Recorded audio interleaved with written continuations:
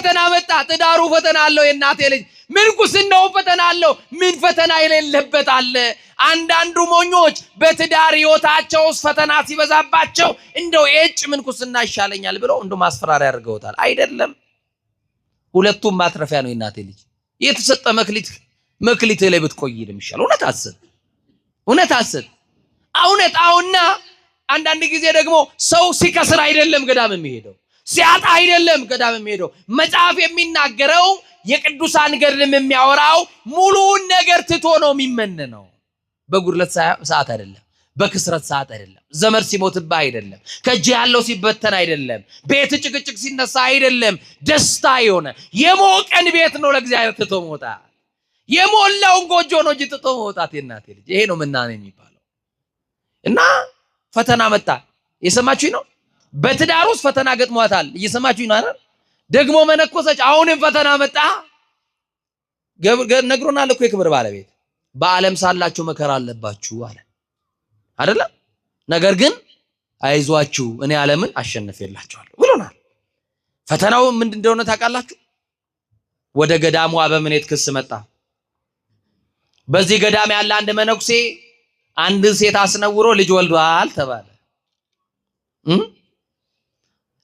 አበምኔቱ ደነገጡ የገዳሙን ማህበር ሰበሰቡና ሕፃን ልጅ ያዘች ሴት አለች ማን ነው እስቲ ከዚህ ውስጥ በደንብ ለይ አንቺን ያስነወረሽ የዚህ ሕፃን አባት ማን ነው እስቲ እንወቀው ሲሉ አባ ቴዎድሮስ ጋር መጣችና ለዚህ ነው አለች እሱ ግን ምንድነው አባ ቴዎድሮስ ምንድነው ያያችሁ ፈተና ይመጣል የትኛውም ህይወት ፈተና አለው በዘመኑ ያልተሳካ በትዳር ዘመኑ ያልተሳካላት ባለ ትዳር ምንናም ደግሞ በመናኔዋ ደግሞ ሌላ ፈተና ቆብ የሚያስወልቅ ፈተና መጣ ይሄው ከባድ መስቀሉን ስትይዘው መስቀልን የሚያስጥል ፈተና ይገጥማል በትዳር ጠብቅ ታገስ ተንበርከክ በቃ አለቀ ትዳርሽ ውስጥ ጠብቂ ያልሞላ ነገር ካለ ያልተሰካካ ያልሰጠሽ ነገር ካለ ጠብቀው እስኪሰጥ ባይሰጥህም በጉድለት ልታመሰግነው ግዴታህ ነው የተፈጠርንበትም ዓላማ ይሄ ስለሆነ እሱን አመስግነን ክብሩ እንድንወርስ ነው ሌላ የለም እና ለሱ ነው አባ ዳኒ ማን ነው ቴዎድሮስ ደነገጠ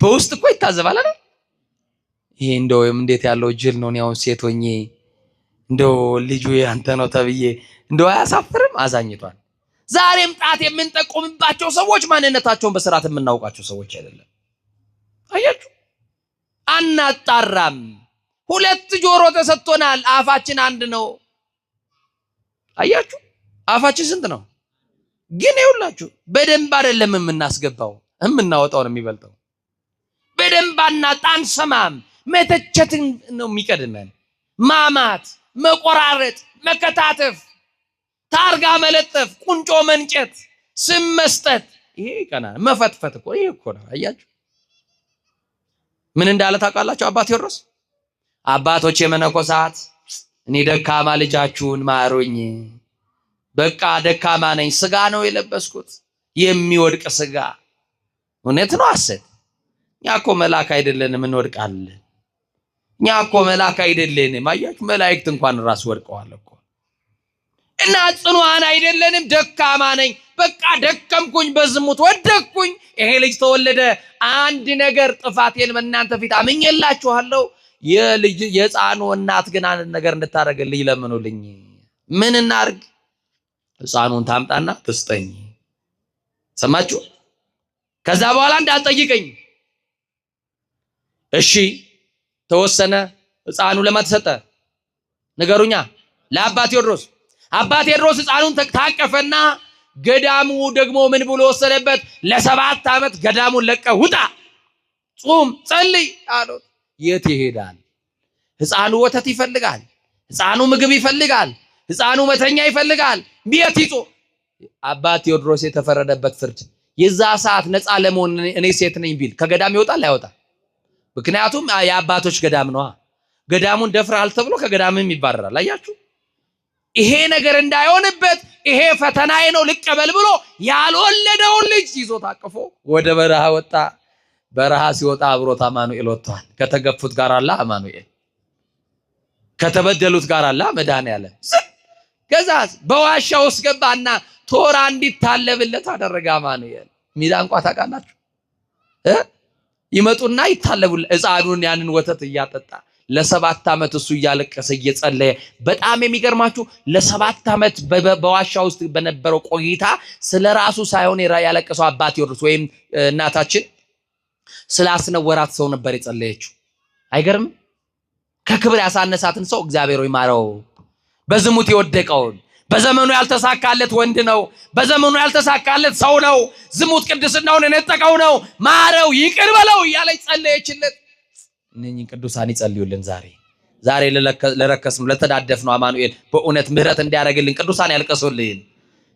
አያችሁ፣ ነውር አድርጎ በደል በድሏት ከትዳሯ ለይቷት ይሄ ሁሉ ነገር ላደረገባት ሰው ምህረት ለመነችለት።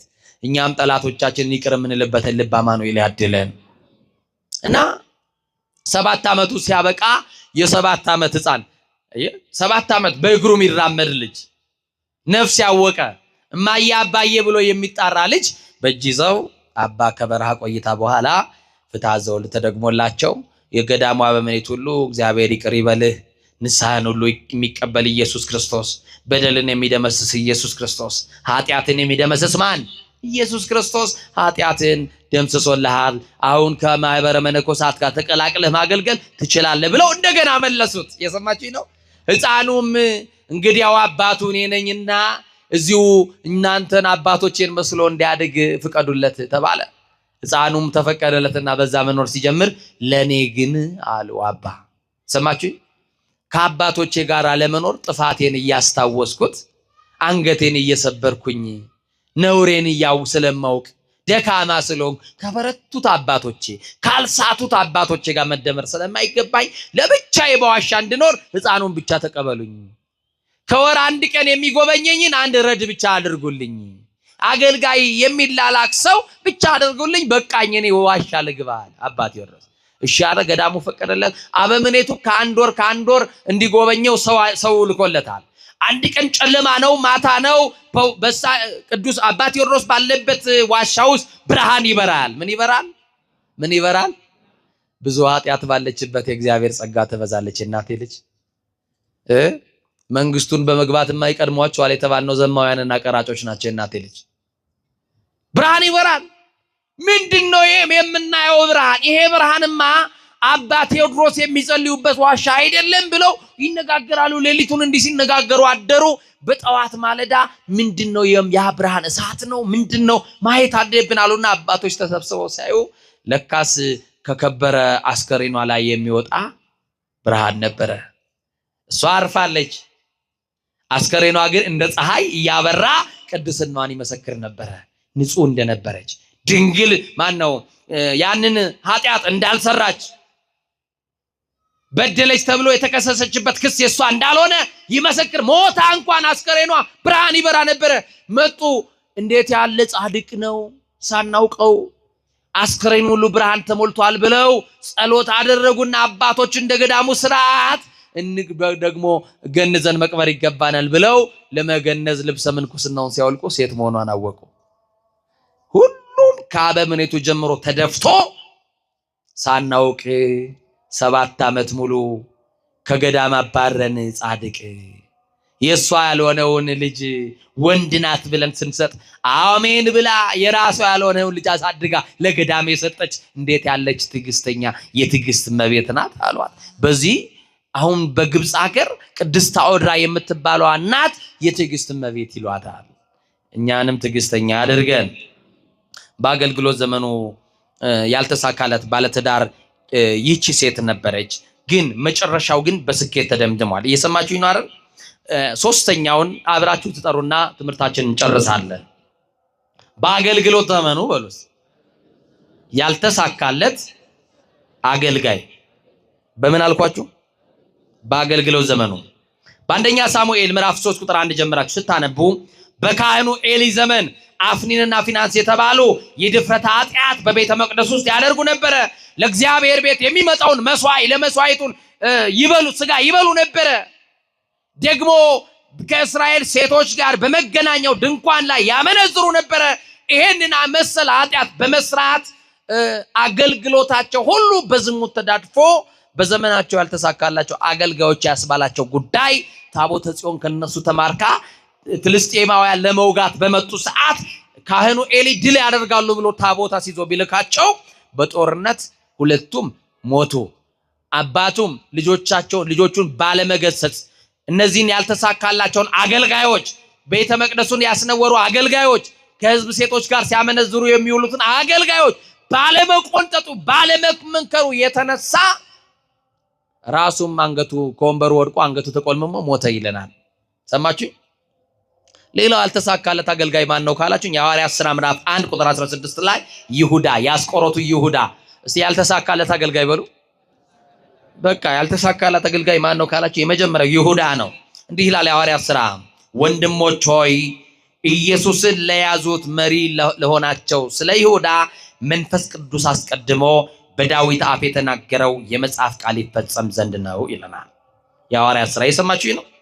ወንድሞች ሆይ ኢየሱስን ለያዙት መሪ ለሆናቸው ስለ ይሁዳ መንፈስ ቅዱስ አስቀድሞ በዳዊት አፍ የተናገረው የመጽሐፍ ቃል ይፈጸም ዘንድ ነው። ከኛ ጋር ተቆጥሮ ነበር፣ ለአገልግሎት ተመርጦ ነበር አለ። ይሁን ፓስት ነው ያለፈ ነው። እየሰማችሁ ነው። ለአገልግሎት ምን ተብሎ ነበር? ተመርጦ ነበረ። ከኛም እንደ አንዱ ነበረ አሉ ቅዱሳን ሐዋርያት።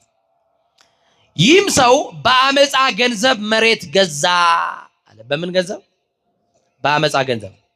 ከዛሳ በግንባሩም ተደፍቶ ከመካከሉ ተሰነጠቀ፣ አንጀቱ ሁሉ ተዘረገፈ። ያም መሬት አኬልዳማ ተብሎ ተጠራ እያለ ቅዱስ መጽሐፍ ይናገራል። ይሁዳ በአገልግሎት ዘመኑ አምላኩን ያላወቀ ነው። አገልጋይ ስንሆን አምላካችንን ማወቅ አለብን። የምናገለግለውን አምላክ ካላወቅን የሰማችሁ ይኖር ቢሮ ገብቶ የመውጣት ያክል ይሆንብናል አገልግሎቱ። ቤተ መቅደሱ ላይ ያለውን አምላክ መድኃኔዓለምን መፍራት ካልቻልን በፍርሃት ማገልገል፣ መቅደሱ ስንቆም በፍርሃት ካልሆንን አገልግሎታችን በአገልግሎት ዘመኑ ያልተሳካለት አገልጋይ ያስብለናል። ይሁዳ በአገልግሎት ዘመኑ ያልተሳካለት አገልጋይ ነው። ጌታውም ለጌታውም አልታመንም። እኛም በቤተ መቅደስ ለጌታችን ካልታመንን፣ ለምናገለግለው ለመድኃኔዓለም ካልታመንን መጨረሻችን በዘመኑ ያልተሳካለት ሰው እንደተባለው ሰው እንሆናለን ማለት ነው። ሌላው በስልጣን ዘመኑ ያልተሳካለት ባለስልጣን ነው። በምን ዘመኑ? እስቲ በስልጣን ዘመኑ በሉ። ያልተሳካለት መሪ ኦሪት ዘጸአት ምዕራፍ 10 ላይ ፈርዖን ይባላል። ማን ይባላል? ፈርዖን ስልጣኑን በኃይል ተጠቀመ። እስራኤላውያንን በደለ፣ ህዝብ አሰቃየ። መጨረሻው ስልጣኑን የሚቀማ ሳይታገል የሚጥል ሳይወረውር የሚመታው እግዚአብሔር ምን አደረገው? ህዝቤን ከእጅ እፈልጋለሁ አለው። የምታሰቃየው ህዝብ ባለቤት አልባ አይደለም አለው። የምታስለቅሰው ህዝብ፣ የምትገድለው ህዝብ የነራሄል ህዝባ በፊቴ ወጥቷል፣ ጩኸታቸውን ሰምቻለሁ። ዱባና ሽንኩርት እያበላ ጡብ የምታስረግጠውን ህዝብ፣ የምትጨቁነውን ህዝብ ስልጣንን ተጠቅመ ወሰራዊትን ተጠቅመ የምታደርገው ግፍና በደል በፊቴ ወጥቷል አለው። ከዛስ እግዚአብሔር ጩኸታቸውን ሰማ። ፈርዖንና ሰራዊቱን በኤርትራ በኃይል አሰጠማቸው። የፈርዖን ስልጣን በእግዚአብሔር ተቀማ። ሰማችሁ? በስልጣናችሁ በጎ ካላደረጋችሁ ስልጣናችሁን አማኑኤል ይቀማዋል። ወቁ። ጥቂት ስልጣን ያላችሁ፣ ትንሽ ስልጣን ይዛችሁ በስልጣናችሁ ዘመድ የምትመርጡ ካላችሁ፣ መንደር ውስጥ የገባችሁ ባለስልጣን ካላችሁ፣ ጎሰኛ የሆናችሁ ባለስልጣን ካላችሁ፣ የሚሽርም የሚሾመውም እግዚአብሔር ነው። ሲሾም ብቻ አይደለም እግዚአብሔር፣ ሲያከብር ብቻ አይደለም እግዚአብሔር፣ ሲያዋርድም አይተናል።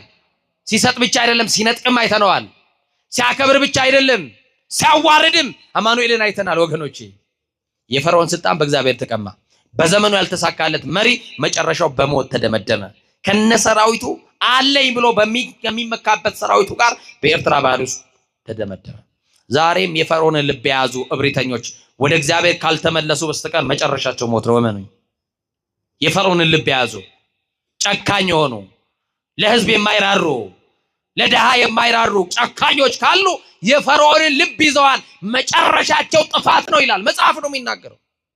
የሐዋርያት ሥራ ምዕራፍ 12 ቁጥር 2 ደግሞ ስታነቡ በመሪ ዘመኑ በስልጣን ዘመኑ ያልተሳካለት ባለስልጣን ወይም መሪ ንጉስ ሄሮድስ ነው። የክርስቶስን ቤተክርስቲያን ያሳደደ አገልጋዮቿን የገደለ ጨካኝ መሪ ነበር። የቅዱሳን ሐዋርያትን ደም የነ ቅዱስ ያዕቆብን ደም የክርስቲያንን እንባና ጩኸት እየሰማ በጩኸታቸው የተሳለቀ በሞታቸው የተደሰተ የቤተ ክርስቲያን አገልጋዮችን ያሳደደ መሪ ሄሮድስ ነበረ። ዛሬም የሄሮድስን ልብ የያዙ ቤተ ክርስቲያንና አገልጋዮቿን ሊያሳድዱ ይችላሉ። መጨረሻቸው ግን ጥፋት ነው። እመኑኝ። መጨረሻቸው ምንድነው? ይሄው መጽሐፍ እኮ ነው የሚናገረው። ራሱ ተቀምጧል። ምን ይላል? ያዕቆብን በመግደሉ ምክንያት የደስታ የምስራች ሲያሰሙ ጴጥሮስን አሰረው። በዚህ የተነሳ ከእግዚአብሔር መልአክ ተላከ። ክፉኛ ይኸውላችሁ፣ ያ የተላከው የሚቀጽፍ መልአክ የሚምር አይደለም፣ ለምሕረት አይደለም፣ ለቁጣ የታዘዘ መልአክ አገኘው፣ መታው። 5 ቀን በጽኑ ደዌ የተሰቃየ ሄሮድስ። ለምን? ትልቋ ቤተክርስቲያን መግፋት ሲጀምር ታመመ። ትልቋ ቤተክርስቲያን መግፋት ሲጀምር ወደቀ ይላል። የብዙዎች ውድቀት ቤተክርስቲያን ላይ ሄዶ የተላተሙ ቀን ነው። ታላቋ ቤተክርስቲያን ሊነካኩ ሲሞክሩ ውድቀታቸው ይፋጠናል። የሰማችሁ ነው። መሪዋ ራሷ ማን ስለሆነ? ራሱ ክርስቶስ ስለሆነ በታላቅ ሕመም ታወከ፣ ታመመ። ከዛን ስጋው ሸቶ ተልቶ ሞተ ይላል። አያችሁ፣ የ5 ቀን ሕመም ስጋው እስኪበሰብስና እስኪተላ ድረስ አደረገው። ያ የመታው ቀጻፊ መልአክ፣ ለቁጣ የተላከው መልአክ መጥቶታል። 5 ቀን ድረስ ግን ተሰጥቶታል ንስሐ እንዲገባ። 5 ቀን ያሳደዳትን ቤተክርስቲያን ይቅርታ እንዲጠይቅ ተደርጓል። ዛሬም ያሳደዷት ዛሬ ነገ ወድቀው ቤተክርስቲያን ይቅርታ ካልጠየቋት የሰማችሁ ነው አይደል? መጨረሻቸው እንደ ሄሮድስ የክርስቶስን ቤተክርስቲያን ማሳደድ፣ አገልጋዮቿና አማኞቿን ማሰቃየት መጨረሻው ጥፋት ነው። አሁን በዘመኑ ያልተሳካለት መሪ ያልኳችሁ፣ ባለትዳር ያልኳችሁ፣ አገልጋይ ያልኳችሁ ብዙ ነገር ጠቀስኩላችሁ። በዘመኑ የተሳካለት ሰው ለመሆንስ ምን እናደርግ? ከኔ ጋር ናችሁ? ስኬታማ ሰው ምን ለመሆን ምን እናደርግ? ለእግዚአብሔር እንገዛ፣ ድሃ አንበድል፣ የሰው ሀቅ እንመልስ፣ የሰራተኛ ደሞዝ አንውሰድ፣ ከተፈቀደልን በላይ አትውሰዱ፣ ከታዘዛችሁት ነገር በላይ አታደርጉ፣ ለመስሪያ ቤታችሁ ታመኑ፣ ለሾሟችሁ ሰዎች ታመኑ፣ ለትዳራችሁም ታመኑ፣ ለቤታችሁም ታመኑ። ይሄንን አድርጉ። የሰማችሁን አይደል? ቀጥሎስ ንስሐ ግቡ። ቀጥሎስ ስጋውና ደሙን ተቀበሉ። የዛ ጊዜ በዘመናችሁ የተሳካለት ሰው ትሆናላችሁ። የተሳካለት ሰው ለመሆን መተው የሚያስፈልገን የስጋ ስራ ተብሎ የተገለጠውን ነው። ሐዋርያው ቅዱስ ጳውሎስ በገላትያ 5 ቁጥር 19 ላይ የስጋ ስራ የተገለጠ ነው ይለናል። የምን ስራ? ምንድነው የስጋ ስራ ሲል ዝሙት ይለናል። የመጀመሪያውን ምን ይላል? ቅድም ነግሬያችኋለሁ። ምን ብለናል? ዝሙት። ሁለተኛው ርኩሰት፣ መዳራት፣ ጣዖት ማምለክ፣ ሟርት፣ ጥል፣ ክርክር፣ ቅናት፣ ቁጣ፣ አድመኝነት፣ መለያየት፣ መናፍቅነት፣ ምቀኝነት፣ መግደል፣ ስካር፣ ዘፋኝነት፣ ይህንን የመሳሰሉትን የሚያደርግ የእግዚአብሔርን መንግስት አይወርስም ይላል። የተሳካለት ሰው ለመሆን እነዚህ የተዘረዘሩትን የስጋ ስራዎች ተውና የመንፈስ ፍሬ ተብሎ የተቀመጠውን እንዲሳካላችሁና እንዲሳካልን ፍቅርን እንያዝ። ምንን እንያዝ? ደስታን እንያዝ፣ ሰላምን እንያዝ፣ ትዕግስትን እንያዝ፣ የበጎነትን ካባ እንደርብ፣ እምነት ይኑረን፣ የዋህነትን እናብዛ፣ ራስን እንግዛ። ይህንን ካደረግን በዘመኑ የተሳካለት ሰው መሆን እንችላለን። የምትወጥኑት ነገር ይሰምርላችኋል፣ የምታቅዱት ነገር ይሳካላችኋል። እየሰማችሁ ይኖር አይደል? በዘመኑ የተሳካለት ሰው ትባላላችሁ። አንድ ሴት ነበረች። ትምህርቴን ጨረስኩኝ። ሰማችሁኝ? ስንት ሴት ነበረች? ያው ቆይቼ ስለመጣው ነው ማቆያችሁ። እሺ፣ ከብዙ ቆይታ በኋላ ስለመጣው አንድ ሴት ነበረችና ይቺ ሴት ትዳር አላት፣ ግን ልጅ የላትም። ይሞላል ሁሌ። ማን ሲሰጥ ነው? ማን ሲሰጥ ነው? እግዚአብሔር ሲሰጥ ደግሞ መጠበቅ ነው። እሱ ይታማል ለመስጠት? ንገሩኛ በማርያም። ለመስጠት ይታማል? አይታማም። እና የሚገርማችሁ ትዳሯ ውስጥ ልጅ ያጣችሁ 11 ዓመት ነው። ስንት ዓመት? ይሄው ታሪክ ይናገር። ስምዖንና አቅሌስያ 30 ዓመት ልጅ ሳይኖራቸው ጠበቁና አቡዬን አገኙ። ገብረ መንፈስ ቅዱስ ገብረ ሕይወትን አያችሁ። ስንት ዓመት? 30 ዓመት የሚጠብቅ ባል የለም እናቴ። 30 ዓመት የምትጠብቅ ሚስት የለች። ችግሩ ከሱ ሊሆን ይችላል ፍቺው የሚል ይኖራል። ችግሩ ከሷ ነው ፍታት የሚል አማካሪ ይገባል። እናቴ ልጅ እንደ ገብረ መንፈስ ቅዱስ እናት እንደ አቅሌስያ የሚጠብቅ ልብ ይስጣችሁ። እንደ አባታቸው እንደ ቅዱስ ስምዖን የሚጠብቅ ልብ ይስጣችሁ። እንደ ጸጋ ዛብና እንደ እግዚአብሔር የሚጠብቅ ልብ ይስጣችሁ። እንደ ፍሬ ብሩክና እንደ ዮስቴና የሚጠብቅ ልብ ይስጣችሁ። መጠበቅ ከቻላችሁ የተሻለውን ታገኛላችሁ። ሳትባረኩ ቀርቷችሁ አይደለም፣ ሳይጎበኛችሁ ቀርቶ አይደለም። የተሻለውን ሊሰጣችሁ ትዕግስታችሁ የተመረመረ ነው። የተሻለ ልጅ ታገኛላችሁ። እና ልጅ የላትም። ስንት ዓመት?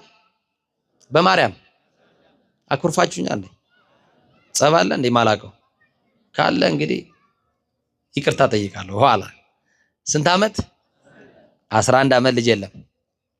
ከ11 ዓመት ቆይታ በኋላ ገብርኤልን ትወዳለች። ማንን? እስቲ ገብርኤል በሉ። ትወዱታላችሁ? እስቲ ገብርኤልን የሚወድ እስቲ ለገብርኤል ክብር ይሁን። የሚጠብቃችሁ መልአክ ነው። እና ቤተክርስቲያን ተመጣና ገብርኤል ቤተክርስቲያን በትልቅ ባነር የተሰራ 3 ደቂቅን ከእሳት ሲያወጣ የሚያሳይ ስዕል አለ። እየሰማችሁ ነው። እና በጣም ጨንቋት ነበረ፣ ከፍቷት ነው የመጣችውና እንደዛ አይነት ጸሎት ስታደርግ የመጀመሪያዋ ነው። እንባዋ ቀደማት ከጸሎቷና ተንበርክካ እንዲህ ያለችው ስለምትወደው እኮ ነው። ገብርኤልን ሚካኤልን የሚወዳለ፣ ገብርኤልን የሚወዳለ፣ ራኤልን ሩፋኤልን አይደል?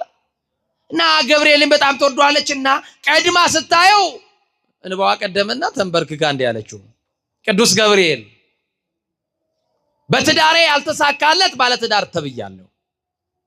ሰማችሁ? ትዳሬው ሰዎች እጃቸውን ነክረዋል፣ እኔን እየጎተቱ ሊያወጡ፣ ባሌንም በዛ እየጎተቱ ሊያወጡ ሊለያዩን ነው። የተገመድንበት ገመድ ደግሞ የታሰርንበትን ያን ገመድ ደግሞ ያሰረው አማኑኤል ነው። እሱ ያሰረውን ገመድ ሰዎች ሊቆርጡ እየተሯሯጡ ነው። አያድርስ እኮ ነው ዛሬ። አማኑኤል የገመደውን ሁሉ ለመቁረጥ የሚገባ ሰው አለ ሳያውቀው። እና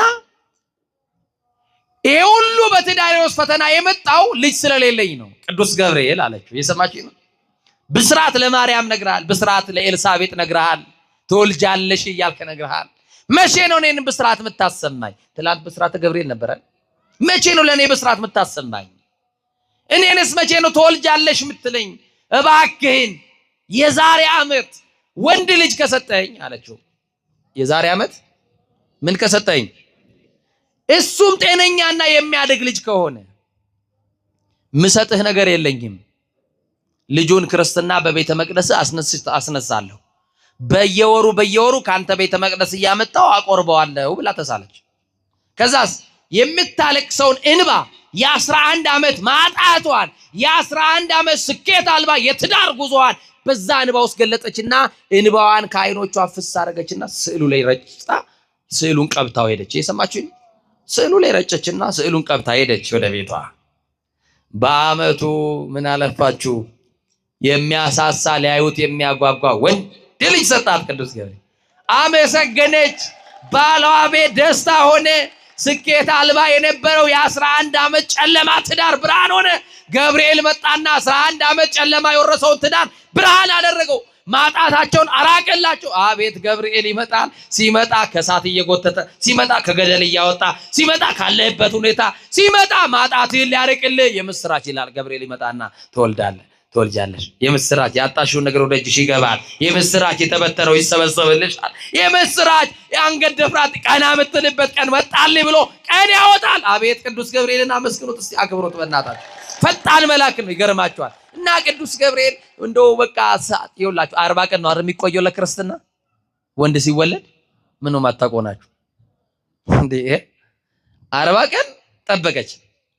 አሁን የት ነው ክርስትና ማንሳት ያለባት? ባሏና የባሏ ዘመዶች መጡና ከደስታ ብዛት የተነሳ ስለት ሁሉ ተረስቷል። እኛ እዚህ አልቀሰን ለምነዋለን፣ አማኑኤል ይሰጠናል፣ እንረሳለን። የታባቱ ስለቱ ስንት ስለት የበላ ነው እኮ አለን እዚህ ውስጥ ሞልቶልን የረሳ ነው። ስናጣ ለቅሷችን መከራ ነው አይደለ? ግብ ከእግዚአብሔር ጋር ሲሰጠን ደግሞ ይኸውና ያልነውን በአፋችን የተናገርነውን ደግሞ እናስቀርበታለን። እናም ክርስትናው ሰዓት ደረሰ። ለኛ ማርያም ነው ቅርባችን። ማርያምን ቤተክርስቲያን ነው፣ ገብርኤልን ቤተክርስቲያን ነው። ሁለቱም ያው ነው። ዋናው ክርስትናው መነሳቱ ነው። ባክሽ እዚህ ማርያም እናንሳ ይላታል ባሏ። የሰማችሁ ነው። በቃ እሷም ተሸነፈች። ሌሎችም ሆይ ሆይ ሲሉ ገብርኤል የተሳለችውን ስለት ማርያም ቤተክርስቲያን ወሰደች። ክርስትና ተነሳ። ቤተ መቅደስ ይዛው ገባች። ጎን ላይ አቋቋሚ የሚባል ታጋላችሁ እናንተ ከየት እንዳመጣችሁት ባላ አቋቋሚ እንትና ወልዳ ለላቋቁማት ክርስትና ላቋቁማት ያው አብሮ የሚቆም ነው መሰለኝ አይደል እና ያቺ አቋቋሚ ያለ ይበሏችሁና መቋሚ ያለ ለምቼም ልጇን ተቀብላ የምትይዘው ክርስትና አንሺዋ ናት እውነት ነው ክርስትና እናት የሆናችሁ ሰዎች ህፃኑን ትይዛላችሁ አይደል ይዛ ቀን እንደው የሌላችሁ ከሆነ እሷን በልጅ የባረከ አማኑኤል እኔን ባርከኝ ትላችሁ ትጸልያላችሁ ጥሩ ነው አይደል እና ይዛ ቆማለች ለካ የታቀፈችው አስከሬን ሆኗል የሰማችሁ ነው ልጁ ሞቷል አላወቀችም ዝም ብላ ይዛለች ቅዳሴው አለቀና የመጀመሪያ ቁርባን የሚቆርበው ማን ነው ክርስትና አይደል ክርስትናውን አስቀድሙ አሉ ካህናት ከዛስ ክፍት አርጋ ስትሰጥ ልጁ አይኑ አይገለጥም ተኝቶ ነው ቀስቀሽው ይሏታል ካህኑ እንዲህ ብትለው የለም ልጁ አይኑን በገልጥ የለም በዛው ሰማችሁ አረ ልጁ እኮ በህይወት የለም ይሏታል ቄሱ እናት በዚህ ሳደነገጠችና አብራ ቆማለች ምንድነው ብላ ልጇን ገልጣ ስታይ ልጇ የለም እንዴ አለች ወዲያውኑ በልቧ አንድ ነገር መጣ ሰማችሁ እንባ እየረገፈ ነው ስለቴን በላው ገብርኤል ቀልድ ያረክም እናቴ ልጅ ስለቴን በላው ሰማችሁኝ አይደል ስለቴን በላው ስለት በልቼ ነው ካህኑ አንድ ነገር ብቻ አድርጉልኝ አስከሬን ነው ብላችሁ ህፃኑን ከቤተ መቅደስ እንዳታስወጡብኝ ሀብተ ወልድና ስመ ክርስትና አግኝቷል ይሄ ልጅ ተጠምቋል አንድ ነገር ነው የሚቀረው የደሙን ማይተም መያዝ አለበት የኢየሱስ ክርስቶስ ደም ደግሞ እንኳን ለታመመ ለሞተ መድኃኒት ነው ግዴሎትም አፉ ላይ ብቻ ደሙን አስቀምጡልኝ ሰማችሁኝ እንዴት ብዬ እኮ በህይወት የለም ግዴሎትም ደሙ የክርስቶስ ነው አይደል አዎ ታዲያ ከሞተ የሞተ እንደሆነ አያነሳውም እንዴ የኔ አባት ግዴሎትም ጤነኛ ልጅ ይጀገብቼ ማስከሬን ይያልወጣም የኢየሱስ ክርስቶስ ደም ከኃጢአት ብቻ ያነጻል ሳይሆን የሞተንም ያነሳል ግዴለም አንደበቱ ላይ አስቀምጡልኝ አፉ ላይ አስጠጉና ቀቡት ግዴለም ማለት በጽዋ ያዘውን ዲያቆን ጠጋ በላሉትና በጣታቸው ይዘው ነክረው ከንፈሩ ላይ ሲያስቀምጡት አይኑን ግልጥ አደረገ ክብር ለመድኃኒዓለም ይሁን ገለጠ በቃ ከዛስ አያችሁ በትዳር ዘመኑ 11 ዓመት ያልተሳካላት ሴት የነበረች ከ11 ዓመት ልመና በኋላ በገብርኤል ጸሎት ልጅ አግኝታ ደግሞ ስለት በማስቀረቷ ደግሞ ስኬቷ ጨልሞባት ነበረ ወገኖቼ እግዚአብሔር የተናገራችሁትን እንዳትረሱ በጭንቅ ቀን ያወራችሁትን ለአማኑኤል የተናገራችሁት እሷ ተመዝግባለች እንዳትረሷት ስለዚህ በዘመናችሁ የተሳካላችሁ ሰው እንድትሆኑ ወደ እግዚአብሔር ቅረቡ የቀማችሁትን መልሱ የበደላችሁትን ካሱ ንስሐ እየገባን የጌታችን የመድኃኒታችን የኢየሱስ ክርስቶስን ቅዱስ ሥጋውን ክቡር ደሙን እንድንቀበል አማኑኤል በቸርነቱ ያግዘን እግዚአብሔር መንፈስ ቅዱስ ሁላችን ይባርከን